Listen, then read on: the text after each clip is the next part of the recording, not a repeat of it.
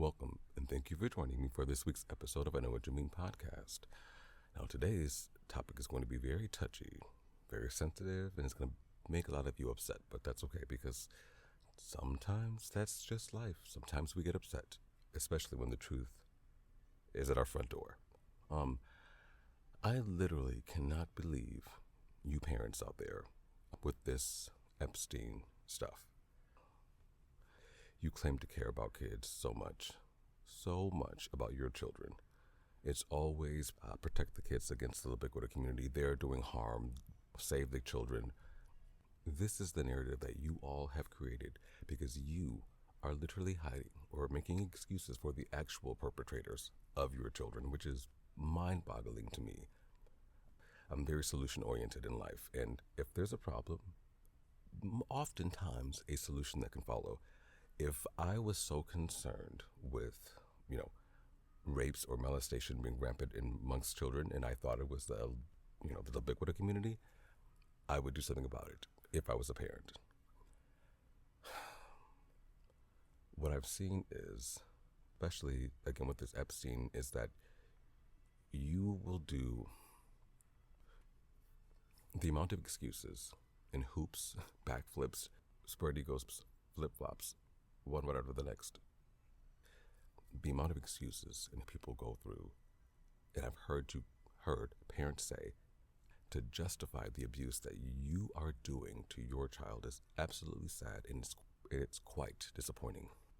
The fact that you accuse and you literally create this narrative that the ubiquitous community, specifically the gays and the trans, are doing this to your children, when it's the fathers, the uncles, aunties, pastors, cousins, etc. Those are the ones doing exactly what you are accusing an entire community of people of doing. How fucking crazy does that sound? I often get disappointed with the human experience, but now I'm to the point where you people cannot be so fucking disgusting where you will literally do things to your children and then blame an entire fucking community who has nothing to do with the thing that you're doing. How did we... And then the other parents out there who aren't enraged, what kind of world do we live in? I know what kind of world we live in. I know that I can be a bit naive, but what I've seen, and I didn't even, just from people sending me messages or what I've seen online that I had to quickly click away from because it was insanely disturbing. What I've seen so far released should have any parent fucking furious and fucking shook. And you people go along your everyday lives as if everything is okay. Like, again, this is unbelievable. I'm speaking from the heart here. I can't square this. I can't make sense of this. How can you people out there claim that children are the best things in the world, are just the most magical creatures ever created by God, and you just love them so much, but you literally will turn a blind eye and ignore this? I have never, even though I'm not a parent and I don't want to be one, I never thought I would be living in a world where this is how parenting is. I mean, let me repeat this, many of you parents out there you will ignore all of this and you will turn a blind eye. How can you, not even having seen the images, how can you hear about any of these things and not only continue to support someone who was involved, I don't care who the fuck it was, but make excuses for the behavior? You people are fucking disgusting. You're sick. You're vile.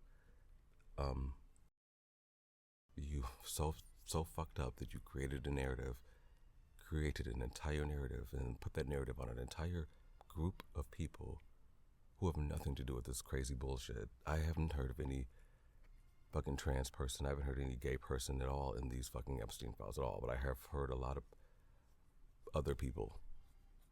I've heard plenty of quote-unquote talented, smart, Christian, straight people, but I have yet to hear about any trans individual taking over the Epstein files like they're taking over the women's sports. And the only thing you can offer to those babies that have been taken from us by either guns or by the hands of your favorite politicians and celebrities, per the Epstein files. All you offer them is thoughts and prayers, and then you move on to the next thing, or you move on. How do you people look at your children every night and not want to do better? How? I don't, I don't believe any of you. I don't. The things I've seen is just,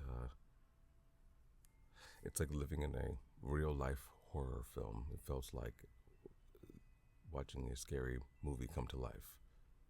And then you all just, I guess you have to protect yourself, protect your sanity by ignoring actual horrendous things that are happening. But unfortunately, these horrendous, awful things, A, have been happening since the beginning of time, and B, will continue to happen because you are ignoring it or making awful excuses and jumping through hoops, performing all kinds of stunts to try to throw us off of your trail.